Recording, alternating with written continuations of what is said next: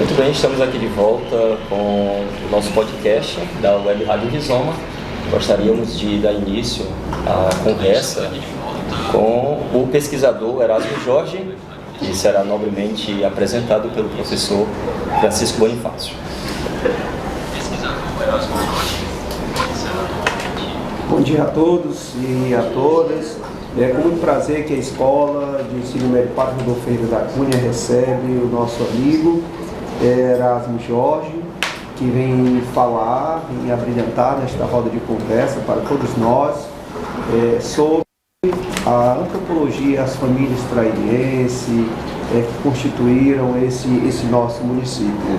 Erasmo Jorge, ele é natural de Trairi, ele é graduado em licenciatura em História pela Universidade Estadual do Ceará. Ele é servidor público federal aposentado. Atualmente ele dedica-se à pesquisa de documentos relacionados à genealogia de algumas famílias do Trairi, das regiões de Itapipoca, Amontada e da Serra de Uruburetama. A escola Padre Rodolfo, que estamos aí com a nossa web rádio, estamos nesse momento com a nossa turma de alunos, nesse bate-papo, nessa roda de conversa, conhecendo a fundo, conhecendo melhor a história do nosso município.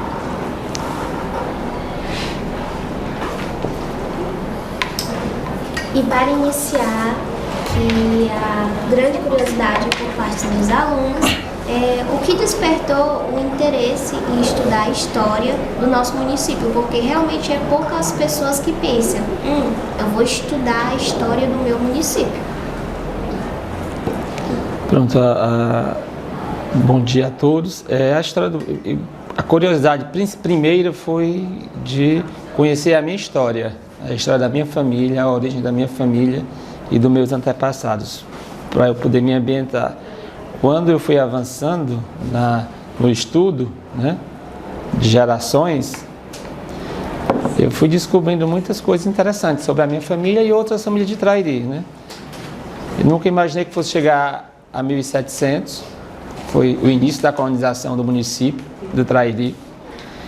E ao chegar lá, me deparei com muita riqueza de história do município, das famílias, e resolvi organizar e escrever. Todo o material que eu trabalho é documento, minhas referências são todas documentais. Tudo que eu estou colocando, escrevendo, é relacionado a documentos que foram encontrados. Infelizmente não existem muitos documentos. Talvez um percentual mínimo de documentos ainda existam até hoje, mas a maioria não existe mais. Mas o pouco que eu consigo localizar tem muitas informações preciosas sobre a história das famílias e, por conseguinte, do município, da comunidade. Como eu falei, a história do Trairi começa por volta de 1725, oficialmente com a chegada da primeira sesmeira. O que é sesmeira? Era dona de terra. Ela recebeu uma doação do governo de uma porção de terras. Ela veio de Pernambuco para cá, para Trairi, tomar posse. E ali ela se estabeleceu, ali ela viveu e ali ela faleceu. Então esse foi o primeiro documento oficial da colonização por parte de não nativos do município de Trairi. Esse dá por volta de 1725. No mesmo período já existia o movimento do Porto do Mundaú, o porto natural, que favorecia ao comércio da região da Serra da Uruburetama, da região do sertão de Amontada e Itapipoca, a produção toda, e o comércio se dava pelo Porto do Mundaú. Então o Mundaú já funcionava, já existia, nesse mesmo período, como porto de chegada.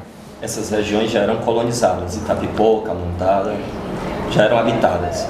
Estavam no mesmo processo do Trairi.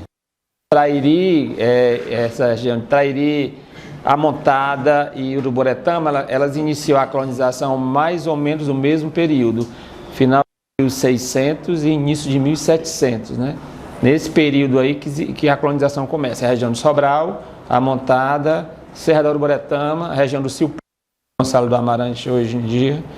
São Gonçalo foi foi primeiro, né? 1695 começa a colonização do Silpé, que é a Montada. E de lá, um dos herdeiros da família, né, que veio tomar posse de terras também aqui na região do Mundaú. Que lá era a família do seu Antônio Marques Leitão, que era um português casado com uma brasileira, a Polônia da Costa. Então, uma das filhas dele casou e veio habitar a região do Mundaú. Então, os primeiros documentos de casamento, de batismo do Mundaú são de 1740. O Trairi é um pouco anterior, na capela de Nossa Senhora do Livramento. Começa em 1730, 26, 27 já tem batizado lá. Agora Mundaú 1740, né? A filha do Antônio Marques Leitão chega com o marido e vive e habita a região do Mundaú, que é hoje o Mundaú. Ele, pouco tempo depois do casamento, ele é assassinado a tiros, né? Já existia a violência. Em 1751 ele é assassinado e ela fica viúva com 3 filhos e casa novamente, mas permanece na região, que compreende hoje o Mundaú. Então o Canaã, a povoação de Canaã se dá a partir da Domingas, né? Que é a filha do Antônio Leitão. Alguns anos mais tarde, Canaã, uma descendente dela chega na Canaã e começa a colonizar o que é hoje o povoado de Canaã. Erasmo, mesmo porque é interessante para essa juventude conhecer, é que durante esse século, final do século XVI, XVII e século XVIII,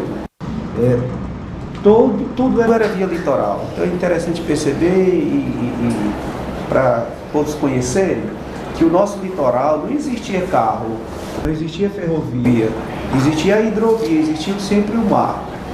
E é tanto que, como por exemplo, no processo de colonização do nosso país, quando nós olhamos a história, vem do Rio de Janeiro, né, onde as caravelas começam a desembarcar Rio de Janeiro, Pernambuco, no caso século XVII, um dos maiores centros era Pernambuco. Então, muitas famílias pernambucanas migravam para o norte da colônia, justamente para ter o processo de colonização. É tanto que muitas famílias oriundas que são daqui, geralmente ou elas vieram de Pernambuco ou vieram de Portugal. São todas as famílias que vieram de Portugal? É claro que não.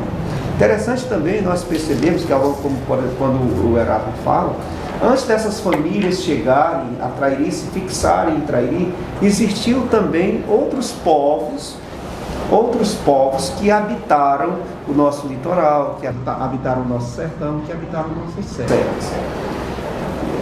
Erasmo, temos alguns povos originários, como por exemplo, que se pode abordar antes mesmo dessa chegada do homem oficial, dos 6 meses, que vieram estar na região trairiense, nessa região, nessa macro-região, nessa região de Itapipoca? Sim, o litoral do Ceará era habitado bem antes da colonização, né? Já existiam os povos originais, os povos nativos, né? E a principal a linhagem era de Tupi-Guarani, né? E entre eles os potiguaras ou pitiguaras. Eles habitavam a região. E o primeiro relato sobre eles, e o mais importante, que eu acho que é o documento mais antigo da história de historiografia sobre o Ceará, é a relação do Maranhão, de 1604, 610, nesse período. A relação do Maranhão foi um documento escrito por um padre que viveu aqui na região que hoje é o Trairi, segundo alguns historiadores do Instituto Histórico, eles chegaram à conclusão disso. Na tentativa de colonizar o Ceará. O Brasil foi colonizado, os primeiros portugueses chegaram em 1530, 40, começou em Pernambuco a colonização. E o Ceará só foi começar em 1600. Né? E a primeira missão foi os jesuítas, né? O padre Luiz Filgueiras e o padre Francisco Pinto, que chegaram aqui para colonizar. E eles tinham uma missão, ir até a Serra Grande para colonizar os índios, fazendo contato com os índios na forma de colonizar, porque os índios eram muito arredios, né? Os portugueses, quando chegaram em Pernambuco, na Bahia, eles começaram a tentar escravizar os índios, os indígenas, os nativos, Os nativos não aceitavam, não foram muito compatíveis com o trabalho escravo.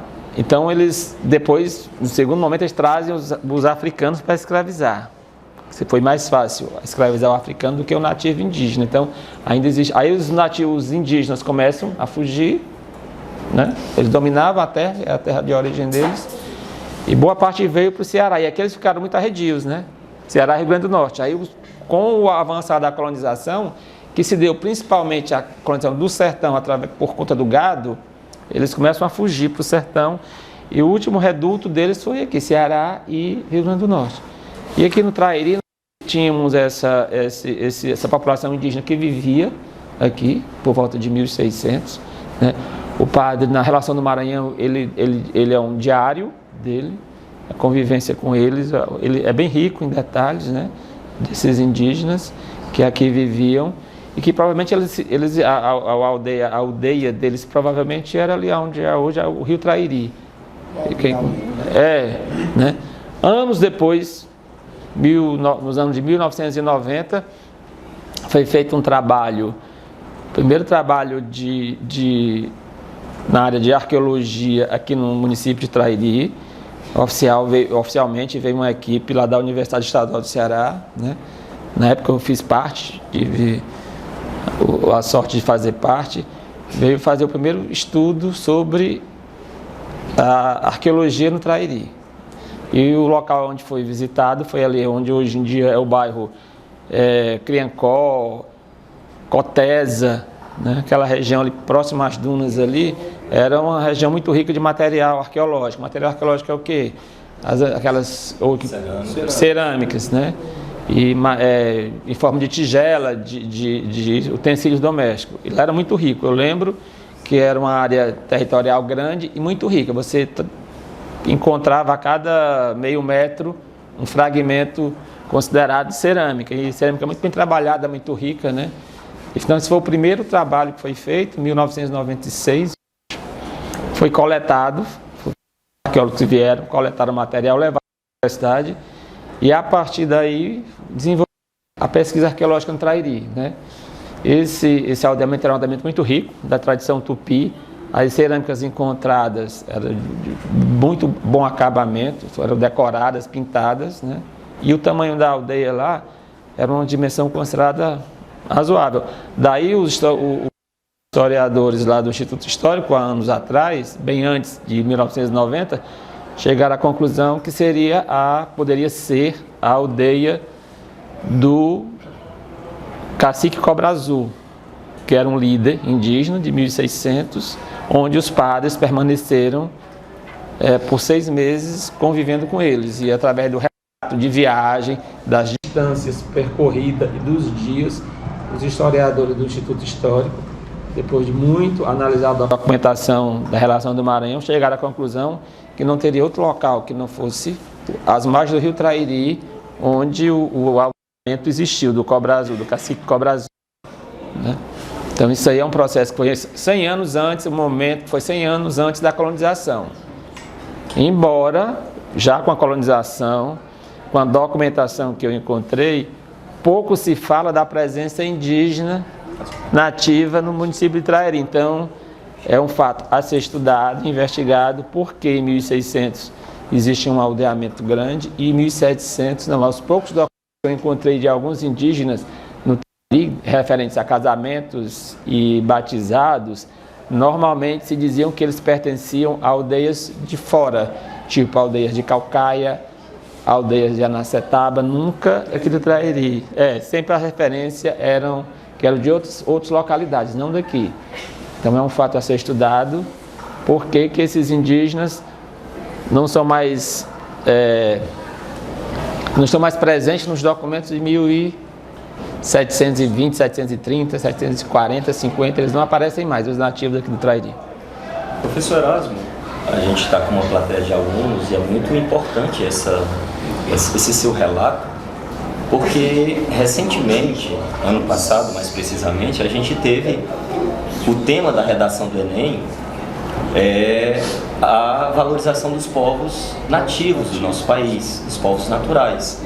E é muito importante resgatar essa história que foi apagada a respeito dos povos indígenas da nossa região, que sabidamente era habitada por índios, né, pelos indígenas.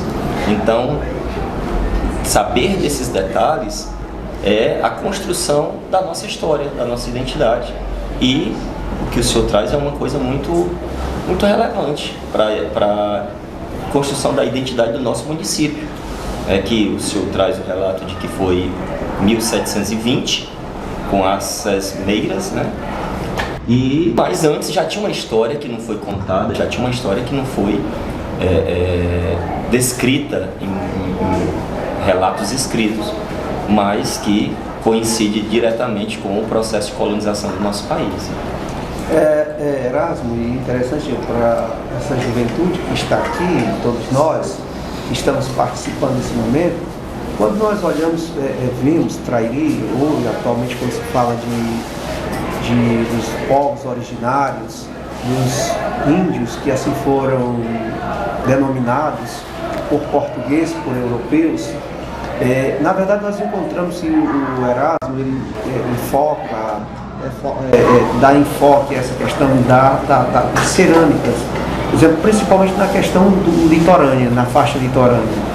Para que nós compreendamos melhor esses povos originários que habitavam o nosso Trairi, é importante nós também sabermos que o Trairi, geograficamente, ele é privilegiado por estar situado entre uma área de dois rios e estarmos na faixa litorânea, termos um clima ameno e termos uma quantidade expressiva de pequenos riachos. Diferente de outros, como por exemplo, como o Sertão. Então, geograficamente, o município de Trairi, quando nós olhamos essas condições geográficas, mesmo no século XXI, isso há 300, 400 anos atrás, 500 anos, ou até um pouco mais longe, as condições climáticas aqui para nós, com certeza, seriam muito melhor e muito mais viável para os povos originários que habitavam essa região. Então, prova disso é que nós encontramos, como por exemplo, desde a Canabrava, pelo litoral, desde Canabrava até Mundaú, nós encontramos diversos sítios arqueológicos em nossa região. Atualmente, o Erasmo, quantos sítios arqueológicos Trairi tem? Você tem essa informação de quantos sítios arqueológicos mais ou menos eles estão catalogados pelo IFAM? Essa informação eu não tenho precisa, mas eu acredito que muito mais de 50 sítios, eu acredito. E esse trabalho começou, como eu disse antes, em 1995, quando essa equipe da UES veio, com a arqueóloga Miriam, e a equipe lá de Pernambuco, da UFPE, vieram alguns arqueólogos de lá, 2 ou 3, e foram os primeiros sítios catalogados no município. Esse de Boa Esperança, que foi batizado de Sítio Boa Esperança, que é onde é a Cotesa, provavelmente foi o sítio número 1, esse sítio cerâmico. Nesse mesmo período, foram localizados alguns sítios nas dunas, né? Sítios históricos e sítios pré-históricos. Os sítios históricos são os sítios arqueológicos onde você encontra já o contato do nativo, né, do povo original, com o colonizador, com o europeu, com o português, ou com o espanhol, ou com o holandês, que tem material tanto colonial, né, e como material indígena. Mas foram também encontrados os sítios pré-históricos, que eram os sítios que não teve sem contato com o colonizador. Então é o sítio que teria o quê? Cerâmica, um tipo de cerâmica mais antigo do que a cerâmica tupi, e o material lítico, que é a pedra lascada, né? Que era o material que o homem primitivo usava como ferramenta, a pedra. Então ele fazia ponta de flecha, fazia raspadores, né? Tudo era da pedra. Eles faziam, então, eles tinham as oficinas de pedra, de lítico, que eles chamam, onde eles trabalhavam o material que eles precisavam para sobreviver, para caçar, e as fogueiras, né? Então esse material foi encontrado. Então, em 95 foi encontrado, foram catalogados os primeiros sítios do Trairi. Com o advento das eólicas, que chegaram às eólicas, aí teve, por conta da legislação, teve que ter o estudo de impacto. Aí nesse período de eólica aí você já perde o número de quantidade de sítios localizados e catalogados, porque todas elas têm que fazer o estudo ambiental, o impacto ambiental, e tem que ter um arqueólogo que acompanha a obra. Então, todo material arqueológico é encontrado numa obra de eólica, o sítio é catalogado, o material é coletado para estudo posterior. Por conta desse grande número de material histórico, cerâmico e pré-histórico, material lítico, que é o material de pedra, está sendo agora pensado, né, na criação de um museu no município de Trairi, para receber esse material que está espalhado em algumas instituições pelo Brasil, para que eles voltem para o local de origem, para que eles possam ser mostrados à sociedade a riqueza do material. Professor, e teria a hipótese, por causa que a gente que é jovem já escutou muito dos professores e até mais velhas que existia a Lagoa da Surra, que existiam escravos aqui no nosso município de Trairi. E aqui, enquanto o senhor estava falando sobre os indígenas e tudo mais, passou pela minha mente se poderia existir a hipótese dos escravos que apanhavam nessa lagoa serem também indígenas que vieram de longe para cá. Aqui no município teve, nos anos de 1700, né, certa quantidade de escravos indígenas, né, nativos, escravizados, foram escravizados. Mas como não teve um retorno, economicamente era mais complicado, foi abolido, eles não pegavam mais o indígena como trabalho escravo. Em algum momento da história, eles não, indígena não é produtivo, não vale a pena, né? E passaram a consumir o escravizado africano que veio. Então aqui no Trairi teve escravizados africanos, né, que chegaram, mas pelo que eu pude perceber, não era uma grande quantidade de escravizados. Então algumas famílias tinham escravos africanos e os descendentes, os filhos que nasciam e os netos, mas pelo que eu percebi, eram mais voltados ao trabalho doméstico. Não tinham aquelas grandes quantidades de escravos com senzala, que a gente costuma ver na televisão, em filmes, cinema e literatura, como tinha em Pernambuco, como tinha na Bahia, como tinha no Rio de Janeiro e São Paulo, que tinham aquelas grandes fazendas de café, onde precisava da mão de obra, né? Aqui, como a economia funcionava basicamente da pecuária, então a mão de obra escrava não era adequada para a pecuária, nunca foi, né? No nosso sertão, o elemento africano não era adaptado para o trabalho, era mais utilizado na lavoura, ou então em serviços domésticos. Então, existiam alguns escravos, né? A gente consegue localizar alguns casamentos de escravos, alguns batizados de escravos, de algumas famílias, né? Mas não em grande quantidade, pelo que eu entendi. Eu acho que existiam, mas mais na parte de trabalho doméstico mesmo. O senhor conseguiu encontrar alguma região do Trairi, onde existem comunidades remanescentes desses escravos? E fala-se também que a mão de obra escrava não é muito forte também, porque era muito cara e a criação de gado não sustentava, né? A criação de açúcar pagava, né, o preço desse escravo, e a criação do gado já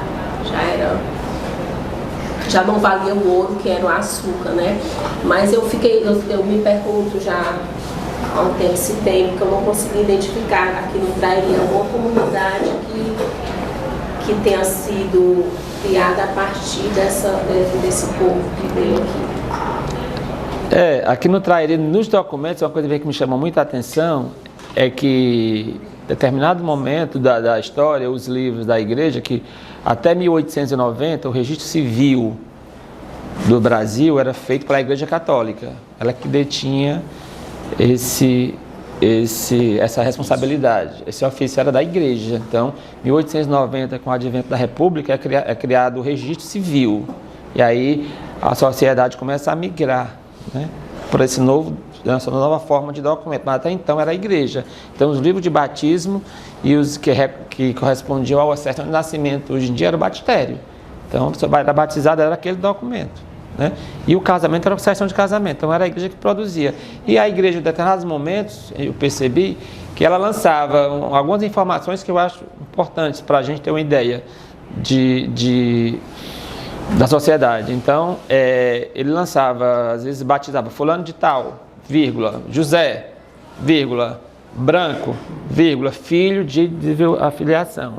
E às vezes, ele, em um determinado momento, Maria, negra, vírgula, filha de, pronto. Ou então escrava de, filha de Josefa, escrava de fulano de tal, né? Tinha essas informações. Mas aqui no Trairi, o que eu percebi é que, embora a gente vive no Trairi, a gente sabe que a população negra existiu e existe, né? Mas, normalmente, eles eram declarados como pardos. Então, o elemento negro quase não aparece, aparece o pardo e o branco, né? Mais o pardo do que o branco, aqui nos registros da Igreja Católica do Trairi.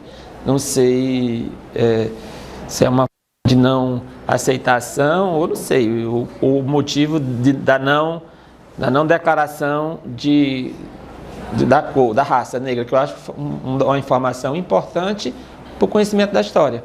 Mas aqui eu percebi no Trairi isso, porque em algumas outras cidades, como Canidé, é bem claro, lá a gente vê negro, vê pardo e vê branco, com frequência nos registros. Aqui no Trairi, por gerações, a gente vê mais pardos, né?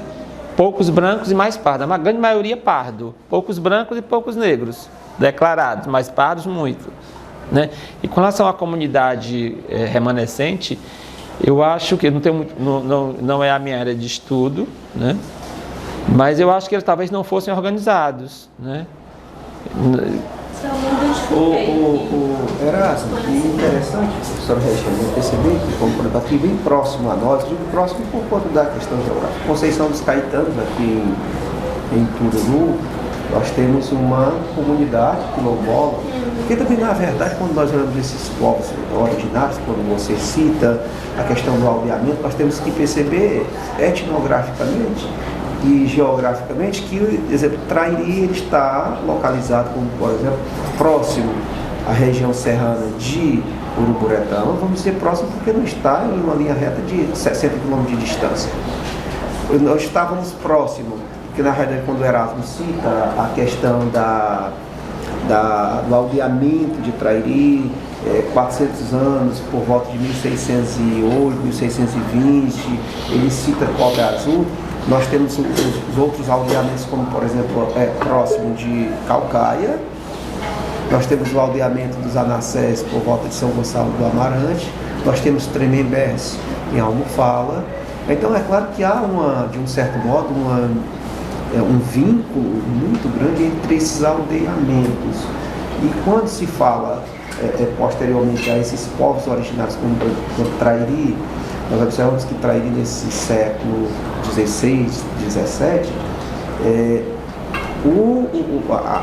a mão de obra escrava aqui, de um certo modo, era mais familiar, podemos assim dizer, porque não existiam, não sei se documentalmente existe isso, de grandes, exemplo, proprietários, que eram dados a 6 meses, então não existia uma certa exploração de escravos, mas há registro de escravos sim.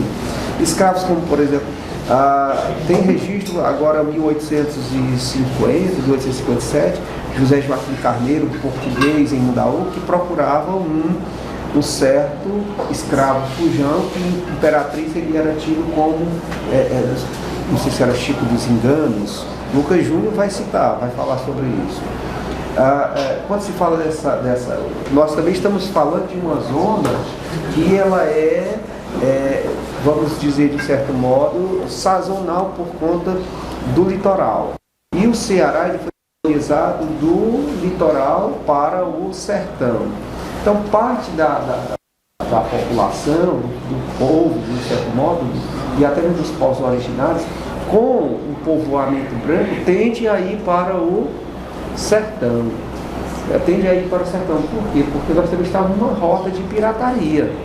O litoral de Trairi e o litoral de Ceará, assim como todo o litoral do Brasil, estavam voltados para a questão da pirataria. Tem imagens como, por exemplo, de drone, imagens de satélite, se nós pudéssemos ter uma imagem como, por exemplo, uma previsão de 400 anos atrás.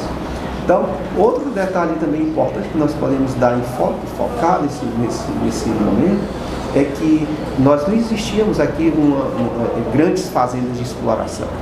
Por exemplo, a presença do coco vai ser agora século XVIII, a presença da cana-de-açúcar também para nós aqui, de certo modo, é tardia, diferente de outras regiões do Brasil, como por exemplo na região sul, na região norte, até mesmo na região norte, quando vai ser desbravado mas na área aqui existiam, claro, principalmente para criação de gado. E nós não temos registro de grandes fazendas de gado em nossa região. Nós não temos registros a respeito disso. Porém, na realidade, porque a agricultura que se praticou aqui nesses séculos anteriores era de praticamente subsistência. Mas geralmente essa região, a região serrana, é que dá-se para identificar. Quando Erasmo fala da presença também, a presença do homem, do colonizador, que vem de outros estados do Brasil.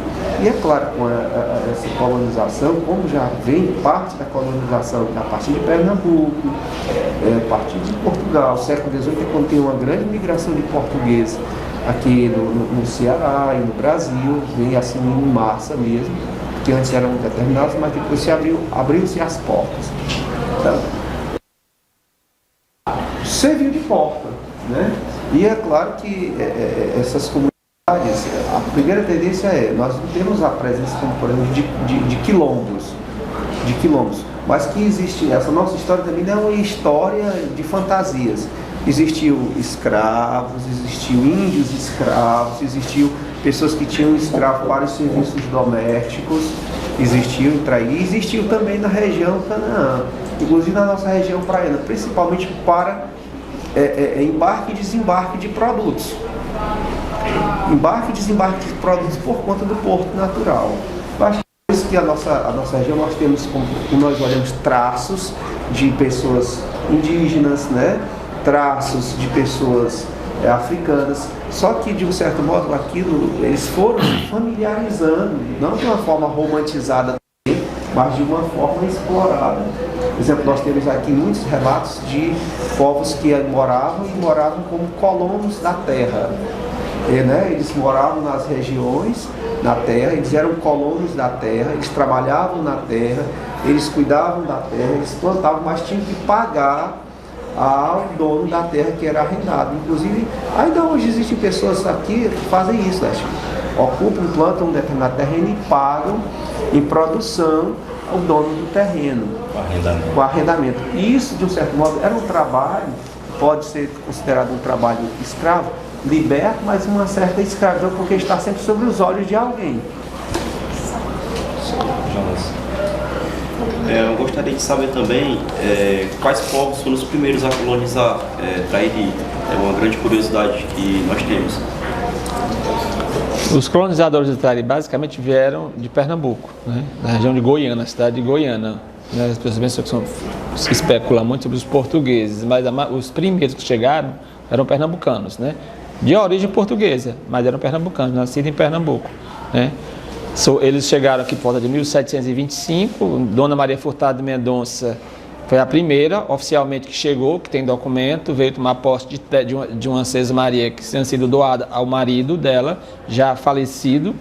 Ela veio para cá com a única filha que ela teve do casal, ela viúva, e uma única filha, e alguns familiares, e alguns escravizados, que ela trouxe de Pernambuco. Lá na margem, onde é o Trairi, hoje em dia ela se estabeleceu, tomou posse, as terras eram à margem do rio Trairi, né?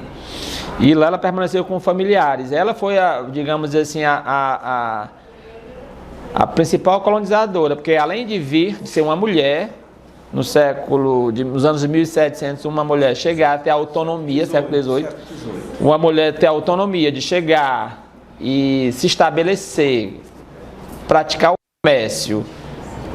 Ela trouxe também o primeiro engenho. Existem documentos que relatam, em 1728, no Trairi já existia alguma coisa parecida com um engenho, que era de posse dela. Ela começou a produzir riqueza, porque naquela época a riqueza que era produzida era a rapadura. Até hoje ainda tem muitas famílias que vivem comercializando. Naquela época o açúcar era uma forma de produzir riqueza. Então Então ela estabelece a margem do rio Trairi, que era uma área propícia para o cultivo da cana, ela produz riqueza. Uma mulher viúva com filho e alguns familiares. Então essa leva que chegou é a principal responsável pela colonização do Trairi. Então, digamos, os pernambucanos que chegaram foram os primeiros responsáveis. Ao longo de 200 anos vão chegando baianos, né, também que vieram, porque a Bahia colonizou mais a região do Cariri, os baianos, o sul do estado, enquanto o norte do estado foi colonizado mais por pernambucanos, né? E os europeus que vieram depois. Aqui no Trairi a gente identifica português e espanhol, e mais tardiamente você consegue localizar que chegou aqui um italiano, alguma coisa assim, mas basicamente são pernambucanos e portugueses. Os colonizadores, né? As pessoas que vieram de fora de outras terras para colonizar o povoamento, povoar o Trairi e ajudar. Eu queria fazer só uma colocação. Quando o Bonifácio falou de aldeamento e de aldeia, quando eu relatei mais há um tempo no início, a aldeia do Cobra Azul. A aldeia do Cobra Azul, ela existiu por volta de 1604, 610. O aldeamento, vou fazer a distinção.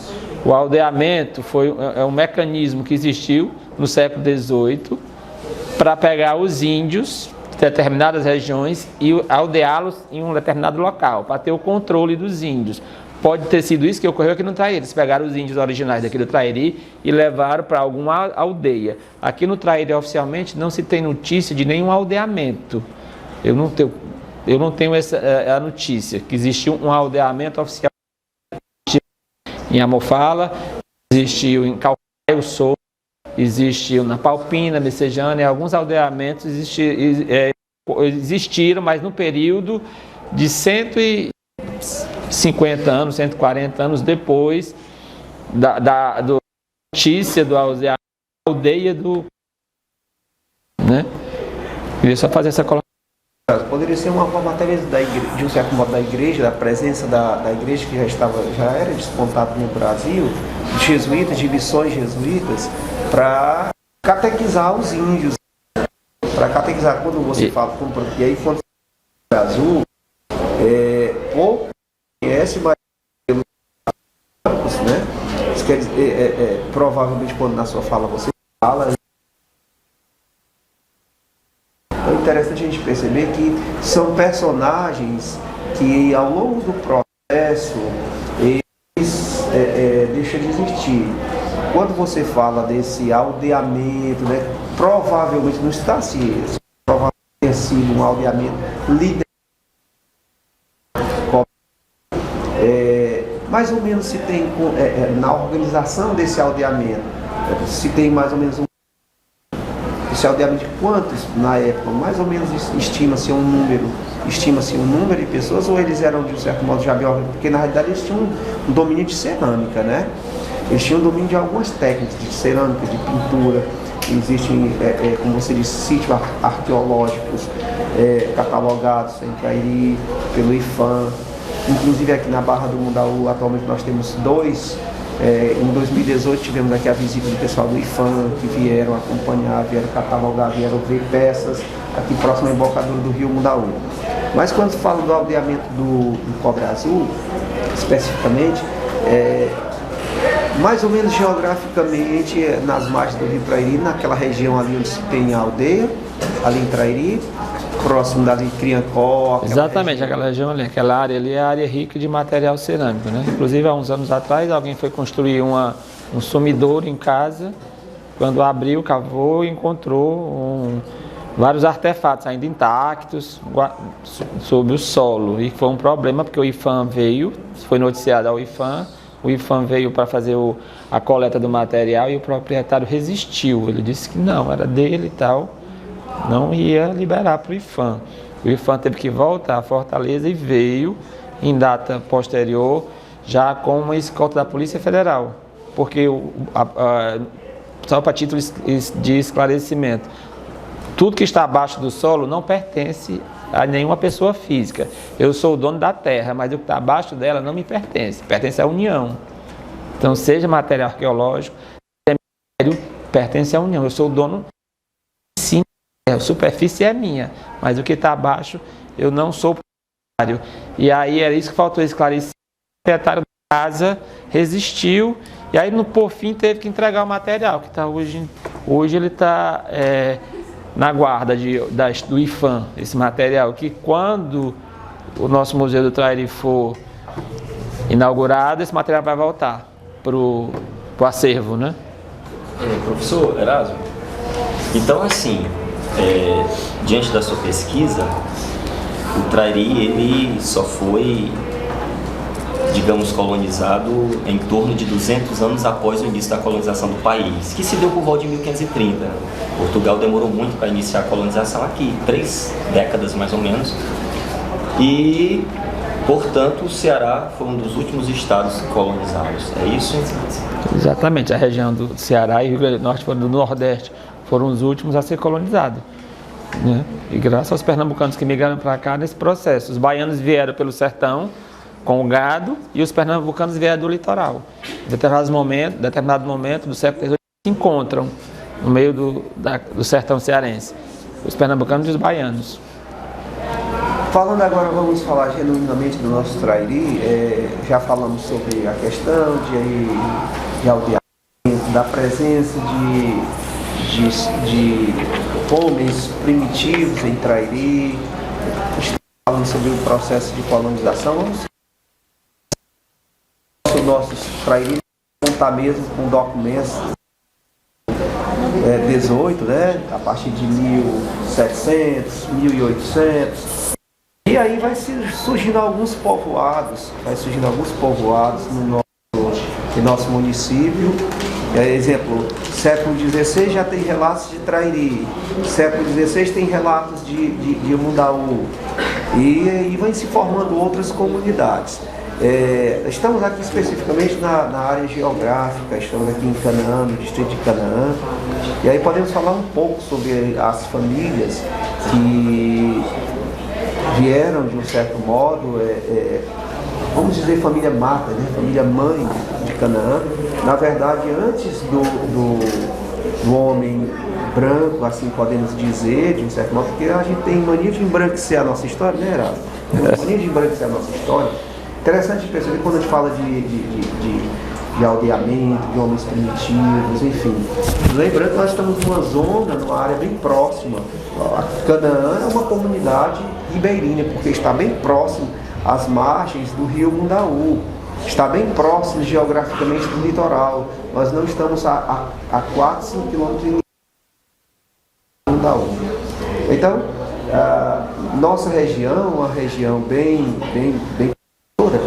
mas vamos falar um pouco sobre esse povoamento, né? O povoamento aqui dessa nossa região, essa região do nosso Canaã, como famílias que vieram, se fixaram. Você falou um dado importante, não sei se os meninos captaram, ou quem está aqui nesse bate-papo captou, que houve uma viúva lá em Mundaú e que vieram para Canaã.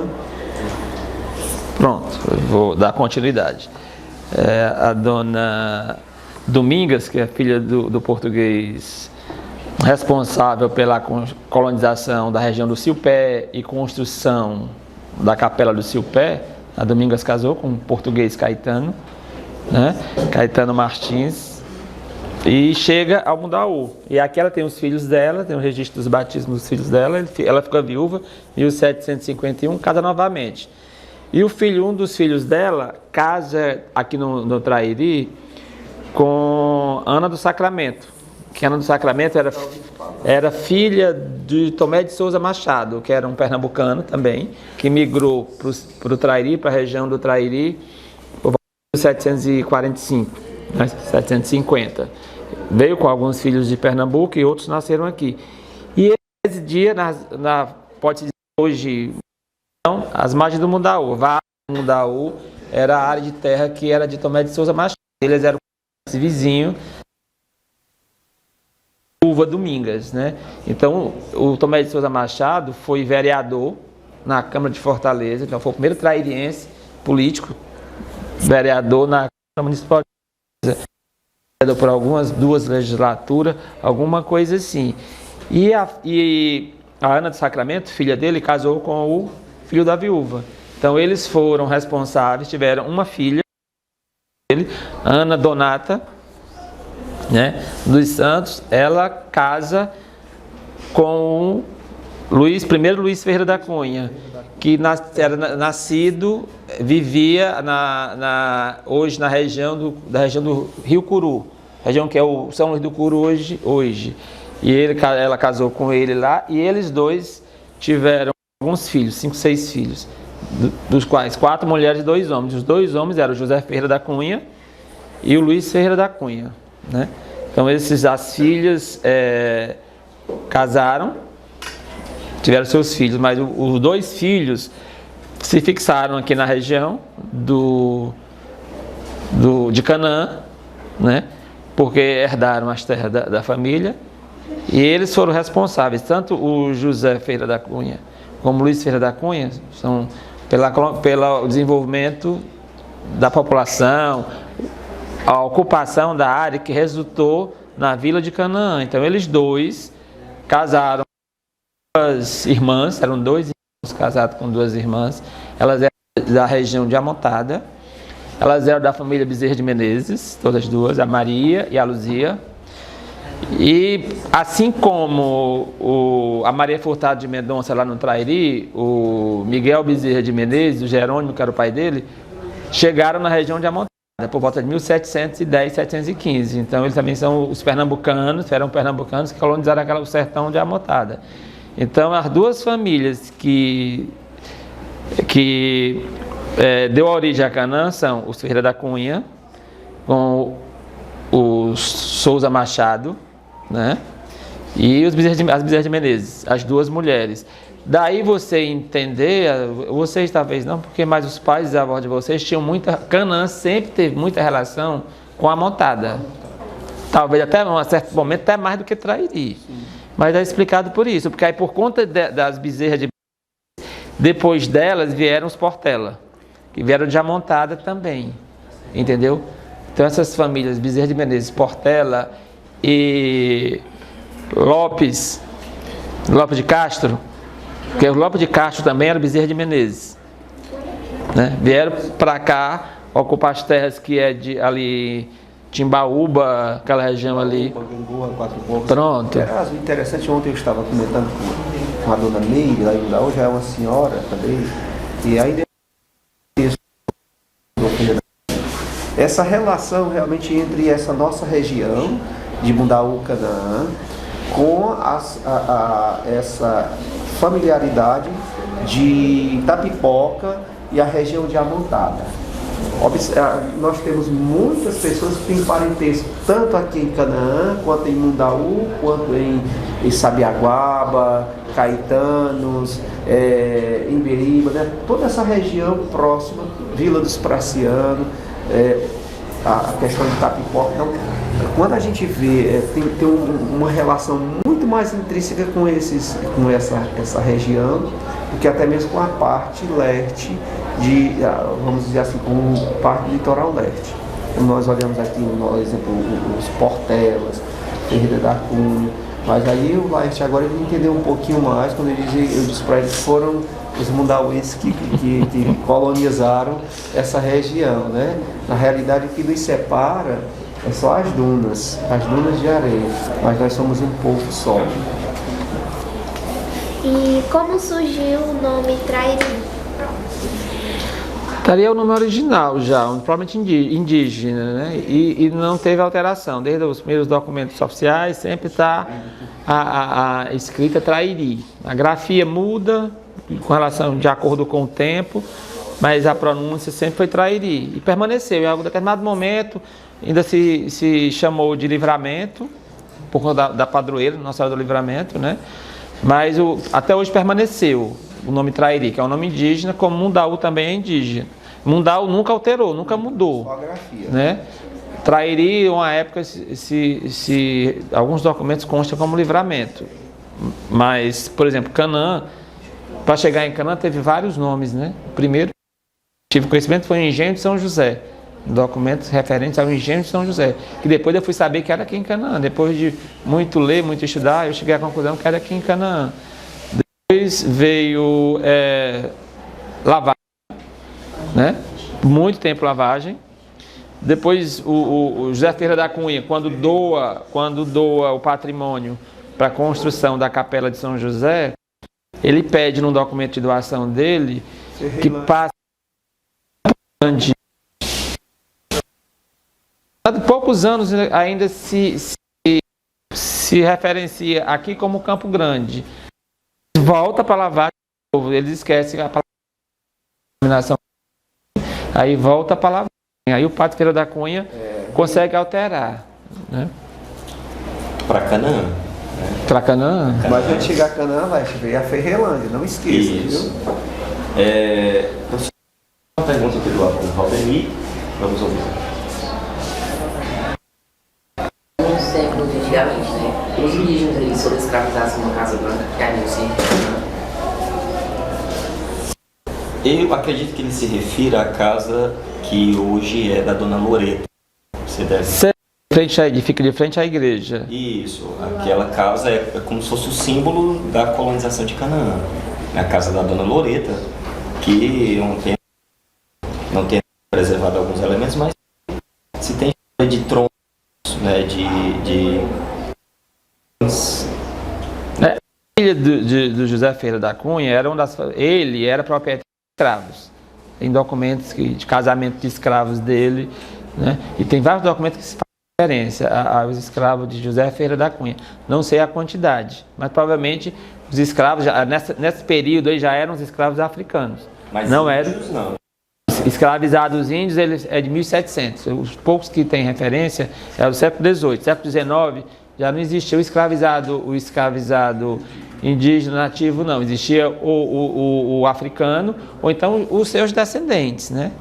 Sim, porque a gente fez um levantamento, né? A Canaã fez um levantamento, algumas pessoas interessadas, assim como o senhor, na história, e a Dona Loreta foi uma dessas relatoras de forma oral da história de Canaã, assim como a Dona Maria Abraão, e se falava, né, dessa construção de Canaã a partir dessa relação com a escravização. E a Iaiuiô, como você vai relatar a origem desses nomes, e a Iaiuiô, e essa mão de obra escrava, daí o termo foi citado, a gente tem uma região aqui chamada Lagoa da Surra, que realmente se entende como o local para onde se levavam esses escravos para serem açoitados. Daí Lagoa da Surra. Lagoa da Surra, Gangorra. Na realidade o sítio deles era na Gangorra, né? Gangorra, entre Peixinhos e Caraúbas. Caraúbas. Eu vou dar só continuidade lá e já entro nessa questão aí. Continuidade na chegada dos primeiros habitantes da região que hoje é Canaã. Então, o José Ferreira da Cunha e Luiz Ferreira da Cunha, casados com as Bezerras, vêm para cá e herdam a terra provavelmente do lado deles, Luiz Ferreira da Cunha, né? Porque o que ocorria era o seguinte: normalmente quando o homem ia casar, a família procurava a noiva. E o casamento normalmente era ocorrido na paróquia, na freguesia da noiva. Quando o casado, a noiva vinha morar na freguesia do marido. Normalmente a regra era essa. Raramente era o contrário. E com as filhas, como casaram, tiveram que acompanhar, migrar para a terra dos maridos. Os filhos permaneceram. Então eles foram responsáveis. José Ferreira da Cunha com a Maria Bezerra de Menezes e o Luiz Ferreira da Cunha com a Bezerra de Menezes. O José e a Maria Bezerra de Menezes tinha, segundo a Maria Pia, a história local, e a Maria Pia, o livro, eles se tratavam carinhosamente como ioiô e iaiá. Era talvez uma forma de tratamento pessoal mesmo, íntima deles. Eram conhecidos como o ioiô. E eles eram proprietários de escravos, porque o engenho São José era de propriedade dele. Então, provavelmente, eles cultivavam a cana-de-açúcar e tinham que ter a mão de obra. Então, os escravizados, nesse período do engenho São José, são os escravizados de origem africana e os descendentes deles, já nascidos aqui, já miscigenados, ora com brancos e índios, né? Porque a miscigenação é muito grande. Aqui entra o cabra, né? Eles tratam já o filho do africano como indígena de cabra. Então já nasce o cabra, já nasce o mameluco, aí já vem misturando, porque mas eles continuam escravizados. Raramente, alguns momentos, o senhor, o proprietário, na hora do batismo do filho do escravo, ele alforria, ele dá liberdade. Em alguns momentos ocorre o batizado. Inclusive tem no Mundaú um caso desse, que a criança, na hora do batismo, ela já é alforriada. Aí vem descrevendo bem direitinho, um texto já é maior, o texto do batistério, não é aquela coisa mais dizendo, as testemunhas, ele só não diz o porquê está sendo batizado, está sendo alforriado. Aí ele não diz, mas ele alforria naquele momento. E às vezes é alforriado a criança e a mãe, em determinados momentos, né? Professor, o senhor é sobrinho neto da Dona Maria Pia. Qual o valor da obra dela sobre a história de Trairi? Sou sobrinho neto, eu tive essa felicidade de ser sobrinho neto e ter convivido com ela ao longo da minha vida, convivi com ela, e além dela ser quem conheceu ela pessoalmente sabe que ela era uma pessoa iluminada, uma pessoa além do tempo dela, uma pessoa que, embora fosse religiosa, católica, praticante, ela era uma pessoa que era desprovida de preconceitos, de maldade, de tudo. Ela recebia, aconselhava todos indistintamente, ela não tinha preconceito de nada, com relação à cor, à classe social, ela sempre estava disponível. E ela teve a iniciativa de escrever de memória um livro sobre o primeiro livro escrito sobre a história de algumas famílias do Trairi, que beneficiou muitas famílias. E esse livro é o primeiro relato da genealogia do Trairi, e foi a partir desse livro que eu resolvi pesquisar e fundar, já que o trabalho dela, ela relata a partir de das famílias, ela faz um apanhadozinho histórico do município, e depois ela trabalha a história das famílias a partir de 1870 até os dias de 1980, que foi quando ela finaliza a pesquisa dela. A pesquisa dela durou a vida dela, ela nasceu em 1910, e ela começou a pesquisar assim que ela começou a escrever, aprendeu a ler e escrever, ela começou a anotar algumas coisas, era muito curiosa, gostava de escrever, ela era poetisa também. E ela viveu aqui em Canaã, quando ela casou em 1930, ela veio morar em Canaã, ela foi moradora de Canaã, porque o marido dela era aqui de Canaã, e ainda tinha um parentesco com ela.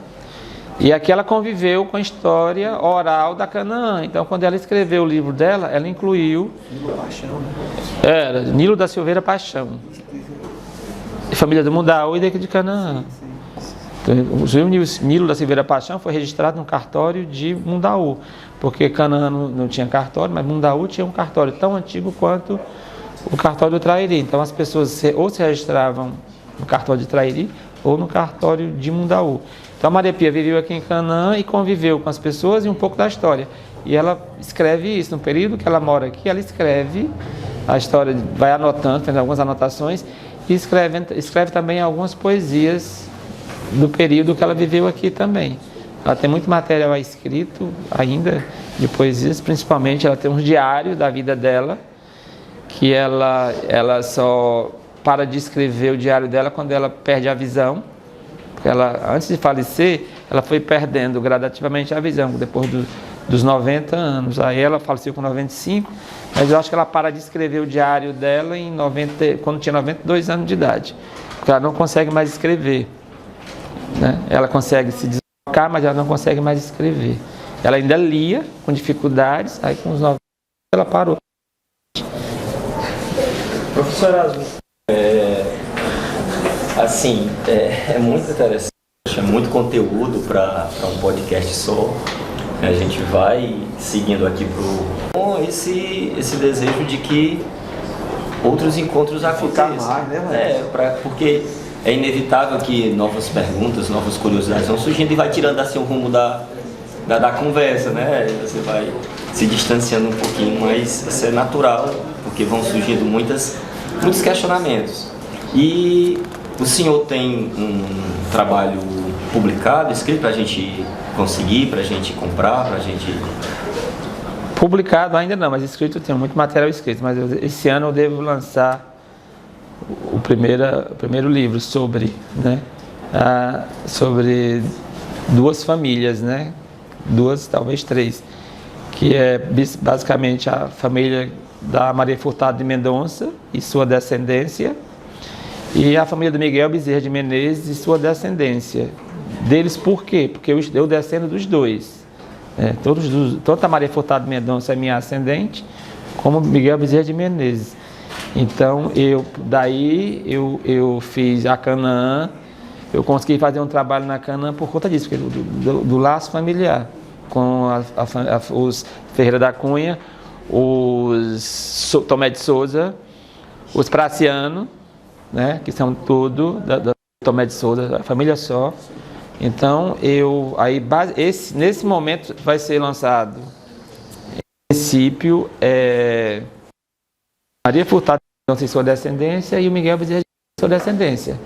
A Maria Furtado de Mendonça, ela tem descendência aqui no Trairi, descendência em Amontada, descendência em Canidé, descendência na Serra de Uruburetama, Pentecoste, ela tem alguma descendência, relação, né? E o Miguel Bezerra de Menezes é descendência Amontada, Tapipoca, Serra da Uruburetama, Trairi, né? Então eu trabalhei nessa região aqui de Tapipoca, Serra da Uruburetama e o litoral nosso aqui, com esses volumes, dessas duas famílias que eu pretendo lançar esse ano. Né? Eu queria só finalizar agora. O lançamento me convida, viu? Eu aviso a todos. Eu só queria agora concluir essa questão do povoamento de Canaã. Então, quando eles casam, José Ferreira da Cunha e Luiz Ferreira da Cunha, quem casou primeiro foi José Bezerra de Menezes com a Maria. Então, eles vieram morar aqui, habitar por volta na década de 1830, né?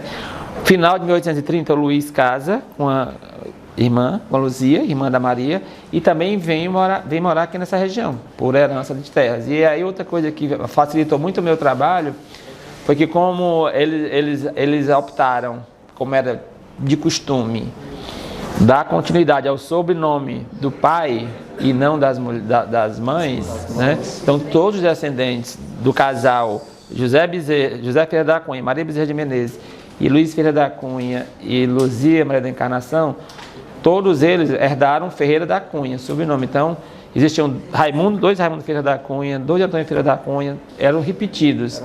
E eles usaram o apelido de gangorra para diferenciar quem era quem. Então, todos os gangorras são descendentes do Luiz Ferreira da Cunha, né? E os outros que não têm gangorra são José Bezerra de Menezes. Então é uma família só aqui em Canaã, gangorra e... É uma família só e bem próxima. A consanguinidade foi muito forte aqui e perpetuou. Pronto, se juntaram com eles. Os Portelas vieram por quê que eles vieram? Porque os Bezerra de Menezes lá de Amontada casaram com os Sobral. Que os Portelas chamavam antes de ser de Sobral da Paraíba. Esses Portelas daqui. Sim. E aí, quando eles casaram, os Bezerra de Menezes de Amontada casaram com os Portelas de Sobral, os filhos desse casal vieram casar com os primos aqui de Canaã. Aí os primeiros Portelas migram para cá. E os Jovéncios? Eles por conta da influência. São Ferreiras também. Jovéncio provavelmente é o nome próprio que virou sobrenome. Sim. Provavelmente, porque não existe sobrenome Juvéncio. Foi alguém Juvéncio, porque isso era muito comum ocorrer quando tornava o nome próprio um sobrenome. Porque são Ferreiras também. Provavelmente foi algum Juvéncio Ferreira da Cunha que teve o filho e botou filho, alguma coisa Juvéncio. Aí sobrenome. Isso era comum acontecer, né? Normalmente as mulheres não preservavam o nome. Os filhos só levavam o nome só sair do pai. E as mulheres normalmente elas eram batizadas e eram conhecidas como nome de devoção, que chamam nomes devocionais. Então a Maria Bezerra de Menezes, ela foi ela teve uma privilegiada em ter herdado um sobrenome da família. Porque a irmã da Luzia é Luzia Maria da Encarnação, né? E ela Maria da Encarnação era um devocional que ela herdou da tia dela, que era Maria da Encarnação de Menezes, que foi a tia, que foi a madrinha dela de baixo. O Encarnação da tia. Professor, a gente vai marcar mais outros momentos, eu espero que seja breve, continuar essa história. E a gente vai agradecer a presença dos meninos que estiveram aqui como plateia, participando, e também os apresentadores do nosso podcast que vão fazer a sua propaganda para a gente. Antes dos meninos encerrarem, eu só quero agradecer ao Erasmo Jorge. Eu já conhecia ele em Trairi, pela pesquisa que ele desenvolveu, né? Já tinha artigos, inclusive na UES, que é onde referência a ele. Em Trairi nem se fala, né?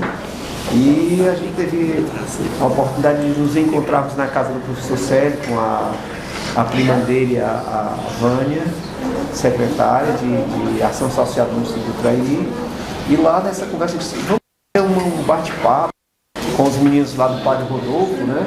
Para que a gente possa disseminar essa história, né? A história de Trairi que é esquecida no currículo da escola. O bom seria que nós pudéssemos abarcar um conjunto de pessoas, porque isso é manter a memória viva, a historicidade, fazer com que as pessoas percebam, porque um povo que não conhece sua identidade, não conhece suas raízes, não conhece a sua história, ele vive de um certo modo, desculpe minha palavra, à toa. E nós não estamos aqui à toa. Nós temos uma família, temos uma raiz, enfim, temos uma antropologia antes de estarmos aqui, importante, porque as pessoas acham que não tem uma linha de pesquisa. Às vezes a gente encontra tantos universitários que dizem, eu não sei como eu devo fazer o meu artigo, a minha monografia, isso por fora de conhecimento. Então, só agradecer o Erasmo Jorge. Ele se prontificou depois a vir no turno da tarde para um bate-papo com os alunos da tarde em junho, né? O bom seria que tivesse um programa em Trairi que pudesse abarcar todas as escolas, sabe, Erasmo? Se eu pudesse passar em todas, tivesse um programa, que você fosse um educador, pudesse colaborar com a formação dessa juventude, né? Porque daqui a pouco nós vamos ter pouquíssimos historiadores em Trairi. Você é pioneiro, você, professor Cláudio, Maria Pia, o Lucas Júnior, são poucas as pessoas que se dedicam a estudar. O Laerte veio para esse podcast aqui, para esse debate, eu disse, Laerte, vamos mediar com os meninos, porque como você viu na sala dos professores, a gente sempre mantém esse vínculo, essa conversa amigável. Interessante depois nós podermos estender, né, assim, para o povoamento do Trairi como todo, falar de Flecheiras, falar de Canabrava, falar de Mundaúca, que são bem próximos, e de outras comunidades do nosso Trairi, que às vezes se perde, fica só na oralidade. E, como você disse, se não fosse Maria Pia, né, parte dessas histórias teriam se perdido no tempo. Perdido no tempo e no espaço. E não teria inspirado. Com certeza. E só a pesquisar. É só agradecer você, né, pela disponibilidade de estar aqui na nossa escola. Você é um amigo da escola, você conhece já as dependências da nossa escola, como ela é desprovida, né, de espaço. É por isso que nós estamos nesse espaço pequeno, mas aconchegante. Obrigado, meu amigo. E que a sua pesquisa, né, logo com esse seu livro, a gente tem a oportunidade de ter um material sólido em que a gente possa estudar e repassar para as futuras gerações. Obrigado mesmo, viu? Como o professor Bonifácio falou, nós também agradecemos, porque também vai estar passando no nosso canal da Rádio Rizoma. E esse foi mais um episódio da nossa Rizoma Cast.